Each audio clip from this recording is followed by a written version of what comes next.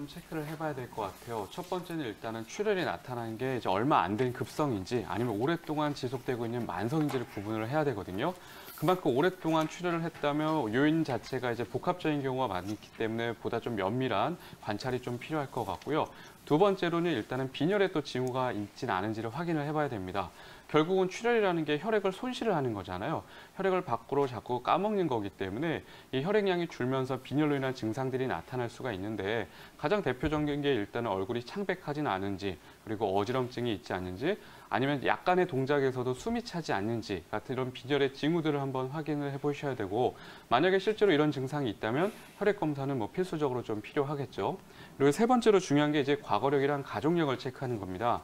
이 전체 부정출혈 환자분들 중에서 한 10에서 20% 환자분들이 유전적인 문제로 인해서 출혈의 응고 장애를 호소하시는 경우가 많습니다. 근데 청소년의 과다활경을 경험하는 여성 같은 경우에는 한 50% 정도가 이 유전적인 요인으로 인한 이 출혈이라고 하거든요. 그렇기 때문에 이런 경우에는 더욱더 이제 같은 가족 내에서 동일한 증상을 경험했던 가족은 있지 않은지를 꼭 체크를 해봐야 될 것 같고요. 네 번째로 중요한 거는 지금 어떤 약을 또 복용을 하고 있는지를 잘 봐야 됩니다. 피임약 같은 경우에 그리고 또 항혈액 응고제 같은 경우는 오히려 출혈을 유발시키는 경향의 약물들이거든요. 그래서 이런 약물을 복용한 다음에 부정출혈이 생기지는 않았는지도 체크해 보셔야 되고요.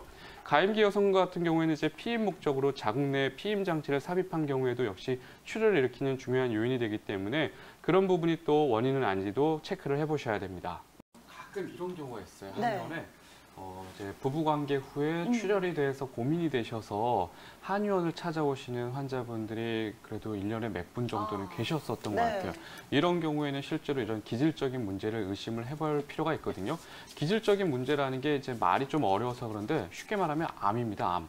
여성분들 같은 경우 특히 이제 자궁경부암의 이제 의심 소견이 바로 이 성교우 출혈이거든요. 그래서 기본적으로 이제 그런 부분을 한번 체크를 해보시긴 해야 되는데 한 20세에서 24세 여성의 한 44,000명 중에 1명꼴 그리고 40대 중후반 여성의 한 2,400명 중에 1명꼴로 이 자궁경부암의 원인으로 이제 성교우 출혈이 나타난다고 하니까 비율상으로는 그렇게 높은 비율은 아니거든요. 그래서 미리 혼자서 인터넷 같은 걸 검색해보고 너무 걱정을 하고 병원을 찾는 경우가 많아요.